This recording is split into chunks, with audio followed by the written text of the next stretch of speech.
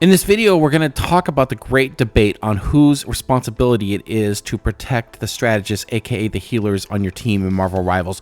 I have put out a couple videos attacking DPS players, and boy, it is warranted. The level of contentiousness I have received on YouTube as well as Instagram from DPS players has been absolutely incredible, and it's just absolutely mind-boggling to me how people can have these opinions. So I'm going to share them. I'm going to share 3 perspectives on whose responsibility it is to protect the healers, and I want all of you to comment below on what your thoughts are and contribute to this debate, because clearly this is why I'm losing tons of matches, is because everyone has a different opinion, and yes, they're very opinionated, and yes, they will not stop playing the way they want to play, and no, they will not change the way they play in order to protect the healers in order to win the match. This is a huge issue. Now stick around to the end of the video, because I'm going to give you my opinion, which I actually really believe to be the right opinion on how to approach this. So let's get started. The first school of thought is that it is not the DPS player's job to protect the healers. So DPS players are arguing that it's their job to attack other DPS players and attack the strategists on the other team, and they are not to peel back for any reason to protect the strategists on their own team. These are what I call my Call of Duty DPS players, which are just out there to get kills, and so they go after the squishies, which are other DPS players, or the strategists on the other team. They completely ignore the tanks on the other team, and they completely ignore what's happening to the tanks or the strategists on our own team. These are the seek and destroy DPS players that are just out there to get picks and get kills no matter what the cost. I mostly play strategists in Marvel Rivals, and I am Lord at most of the strategists except for Adam and Jeff and the new Ultron character. With that being said, when I see a team where we've got a Magic and a Black Panther or a Spider-Man, let's say we've got 2 divers picked as our DPS players, I already know right there that I'm getting absolutely no support unless one of the tanks decides to peel.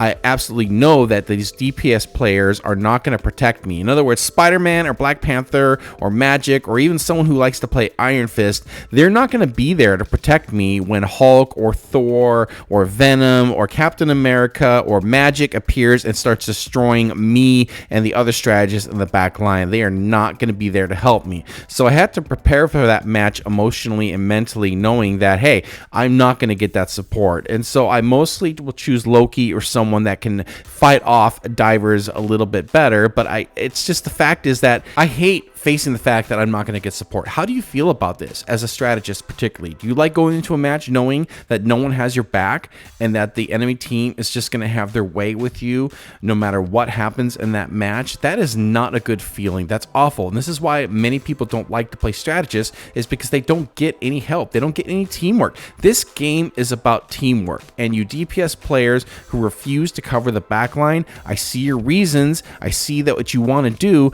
but reality is that you're throwing the game and you're ruining these ranked matches for other players, particularly strategists, because if your strategist can't survive, you will not win. You may be able to get a couple extra kills. You may be a Spider-Man with 20 kills and 2 deaths, but your team will still lose. This is why I see teams ban Spider-Man even when someone on their own team wants to play Spider-Man. So if you're a DPS player and you see that there's one diver on your team and yet you're tempted to play a second diver, let me tell you something. Don't play that second diver, okay? Play someone who can protect the backline and balance your team out a little bit, because if both of you are diving and your backline is getting eaten alive, you're just not going to win, and you're going to tilt the rest of your team.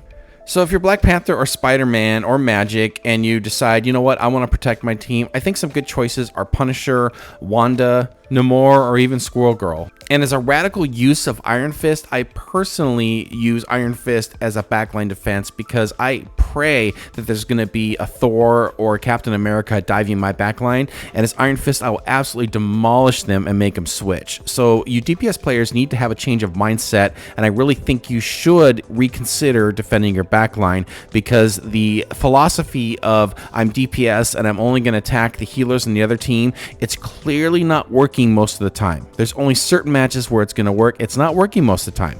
Okay, the next perspective is that it is the tank's responsibility to peel back and protect your strategist, and I can totally understand this.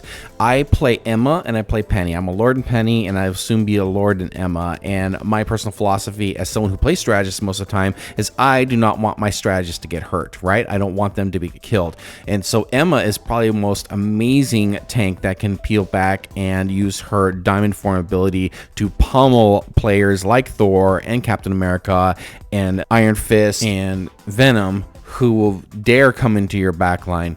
I also think Penny is an amazing backline tank. She has to set up in the backline, and Penny really is not a great solo tank. You really need a tank in the front line, but Penny can absolutely protect the backline. And so if you have divers like Magic and Iron Fist, Thor, Captain America, if you set Penny up in the backline and your healers understand they need to stay on your webbing with all the mines, your team will survive much easier and you will start to dominate that match. At the same time, I've heard many tanks say it's not their job to peel and take care of the strategist, that it's the DPS job, that the tank's job is to be in the front line, to create space, to move the objective, to make room for the battle, to initiate the battle, to hold the battle going and draw the enemy fire for the rest of the team. And by turning around and protecting their strategist, they're making themselves more susceptible to attacks from the other team. And that is not entirely wrong, but at the same time, the tanks really do have a job to peel. That's why there's the term peel. That's when tanks come back and protect the strategist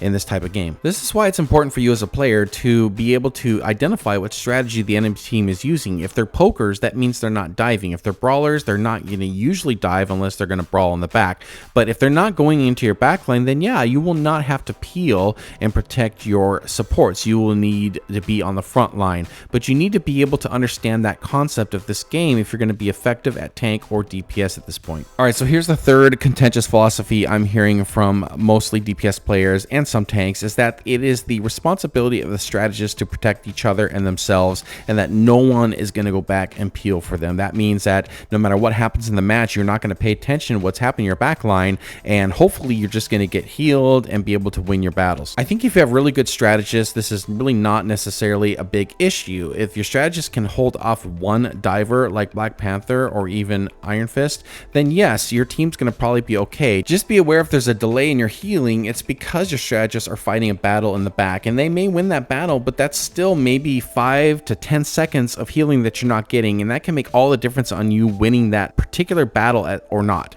You need to pay attention to the team composition. If the enemy team has more than one diver, you absolutely need to look after your strategist, because handling one diver is one thing, but handling two, that's a full-out battle, and you are not going to get any heals. And so if you're complaining about dying and not getting heals and not moving the team and getting the objective, it's because you, as a DPS player or even a tank, you're making a mistake. You're not paying attention to team composition. You don't understand that your strategist can't handle more than one diver at once. It's not fair to anyone to have to handle half of the team in their backline at the same time while trying to heal your team. All right, so you need to get your head out of your bottom. All right, and you need to take action and protect your backline. And this really enforces my final point and my final thought on this, is that those first three reasons, none of them are really correct most of the time. When people play this game and make assumptions that people are going to be okay and survive, or that other players are going to pick up your slack, you're absolutely approaching this game the wrong way. If you approach this game and thought, what can I do to help my team?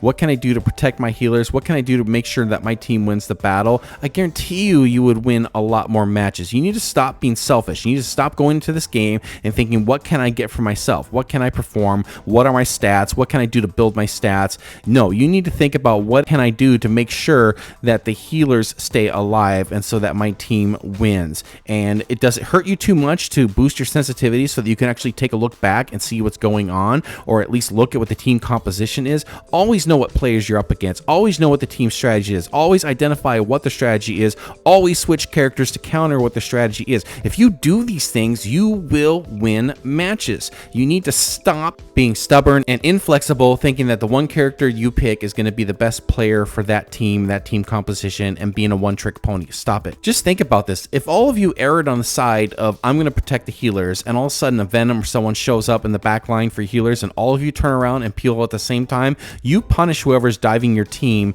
and all of a sudden it's a 6v5 match because you've already taken out one player. As someone who's a Lord Venom and a Lord Iron Fist, I'm no stranger to diving teams, and I will tell you this, when I dive a team, and even during the middle of a battle where there's distractions and the whole entire team turns around, or even there's a DPS or two in the back protecting their healers, I know at that point diving is not going to work in that match. So I either need to change my strategy or switch characters. I think all of you need to be honest with yourselves about this when you try to do something like that. And as a team, you can provide that same kind of defense for your strategists, and it will keep the other team from doing that. And I'll tell you something, most people are one tricks. They only know how to do one thing, and if that doesn't work for them, they're going to keep trying it, and you're going to keep punishing them, and you're going to win that match. So you just need to slow down. You need to think. You need to make better choices, and you need to switch characters, and you need to really just be caring about the rest of your team, particularly your strategists. My philosophy is the strategists are the first priority to protect. They're also the first priority for the other team to destroy.